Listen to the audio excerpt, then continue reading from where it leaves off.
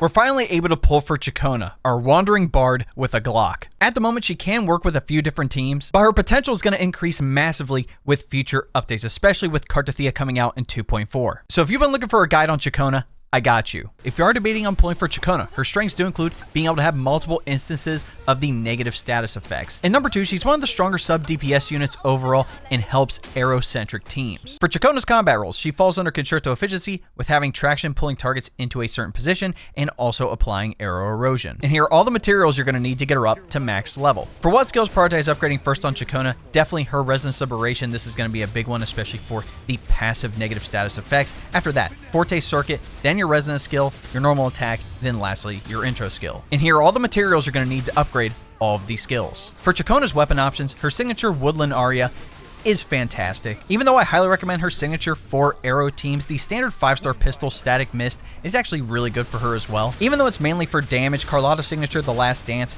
is decent. If you don't have any 5-star pistols, there are a couple of 4-star ones you can use. For Ciaccona's best echo sets, we have 2 options. The first one for your arrow teams, the 5-piece Gust of Welkin. At our 4-cost echo, we're looking at the Reminiscence Fleur-de-Lis with either crit rate or crit damage, for our 2 3-cost arrow damage, and for our 2 1-cost attack percentage. The second and more general echo set you can use is 5-piece Moonlit Clouds. At your 4-cost echo, we're looking for the Impermanence Heron with either crit rate or crit damage, for your 2 3-cost arrow damage again, and for your 2 1-cost attack percentage again. For our echo substats, we're looking at crit rate and crit damage, energy regen, Resonance Liberation damage, attack percentage, and flat attack. For Ciaccona's best team options, unfortunately, we don't have a specific premium team that she works on at the moment. Like I said, her potential is going to come out in the future. But if you are free to play, you do have an arrow team option of DPS Alto with Ciaccona and Arrow Rover. If you want the mono arrow team, pairing her up with GN and Arrow Rover is decent. You also have the potential for some Spectro-Frazzle teams like Zani, Ciaccona, and Shorekeeper. Even replacing Zani with Phoebe as a main DPS there, and even replacing Shorekeeper with somebody like Spectro Rover since they can heal if you have the 4th wave band. Like I said, unfortunately, we don't have her